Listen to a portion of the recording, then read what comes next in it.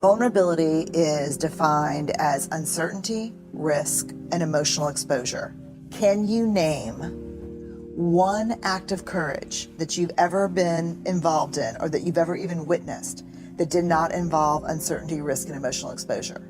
And it's a loaded question because I know the answer is no, because I've asked it thousands and thousands. I've stood in front of Navy SEALs and Special Forces military personnel and said, I want you to try hard to give me an example of courage that didn't require vulnerability. And in 10 years, I've never had a single person give me an example of courage, even on the field, that doesn't involve vulnerability. If you think you're being brave and it doesn't involve risk or uncertainty, you're not being that brave. You know how it's going to turn out. It's not courage. And so in that moment, people go, shit, but I want to be brave and I don't want to be vulnerable. And I'm like, therein lies. No one wants to be uncomfortable.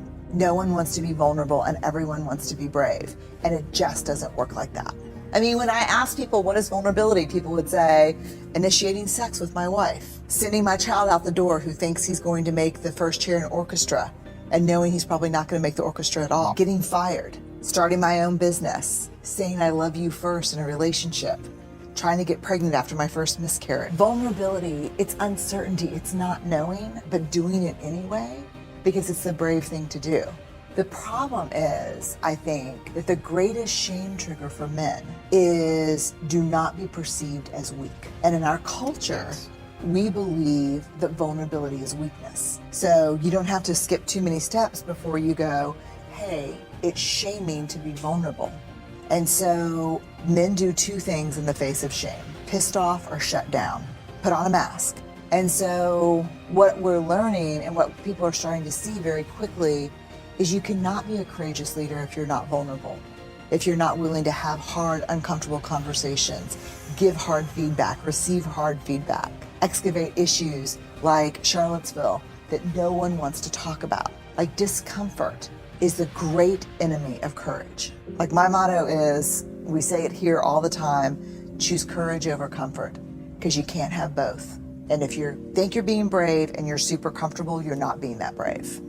I was so shocked to learn in the research that the opposite of belonging is fitting in, because fitting in is assessing a group of people and thinking, who do I need to be? What do I need to say? What do I need to wear? How do I need to act? And changing who you are. And true belonging never asks us to change who we are. It demands that we be who we are. Because if we fit in because how we've changed ourselves, that's not belonging. That's not belonging, because you betrayed yourself for other people, and that's not sustainable. You start to lose yourself. So I think it's hard. You have to show up as who you are. You can lose yourself in the fitting in, and you can lose yourself in the rebuttal to the fitting in. It's really hard. I mean, it's this thing that is a quote that is, Braving the Wilderness is all about this, starts with this quote from Maya Angelou, that we're never free until we belong nowhere. We belong everywhere, which is nowhere, which is no place at all, which I thought was a terrible quote for many years.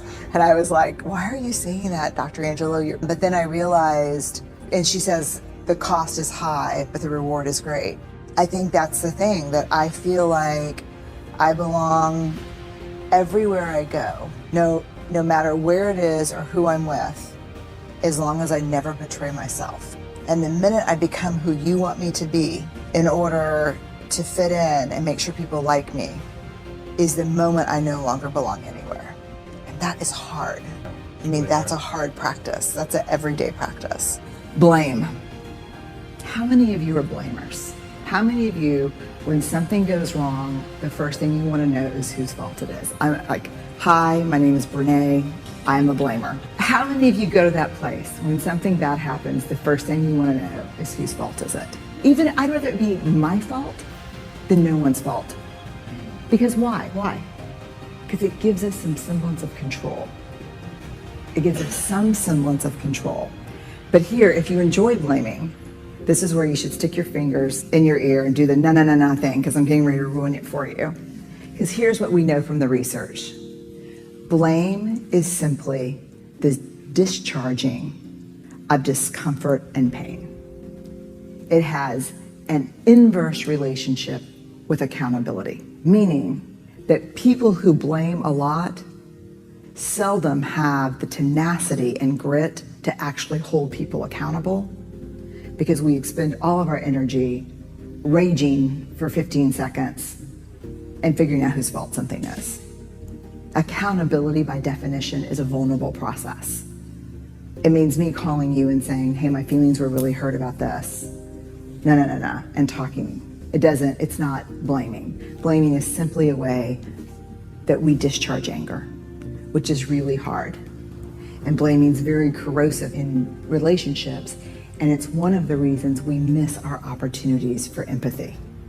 Because when something happens and we're hearing a story, we're not really listening.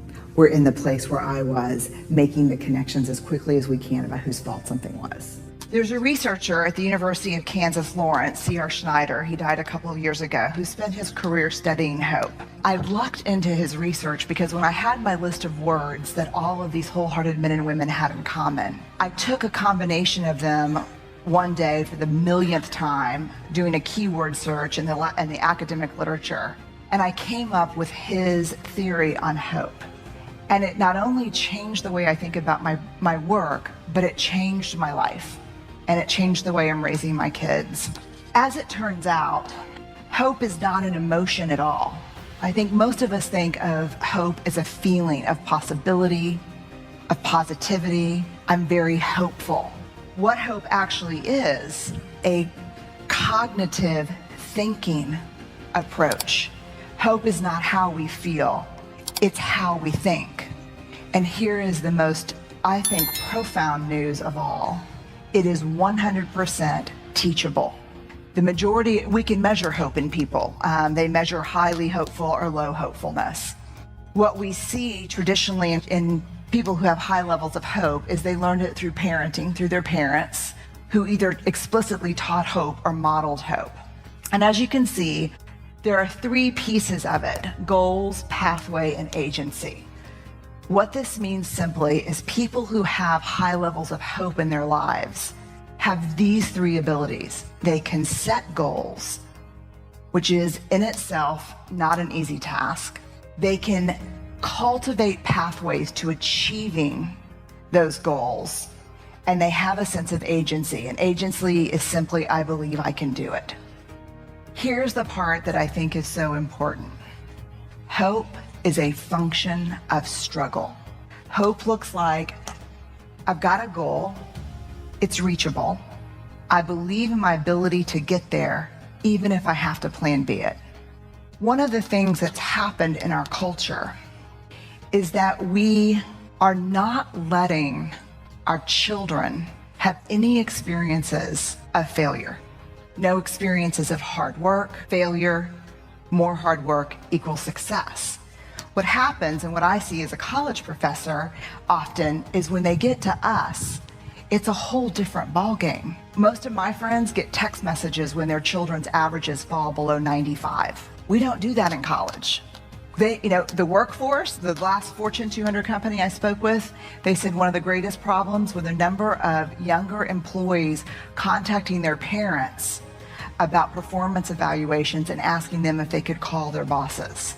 We think of hope as this really binding emotion, this kind of collective dreaming that we do together. And I think it can be a collective binding experience, but it is not bound around gauzy feelings of possibility. When hope brings people together, it brings people together from a place of struggle through hard work to achievement. And people who experience that together, whether you're a team working in an ad agency on the next presentation, or you're a family, or you're a group of kids in class, what brings people together is the sense of success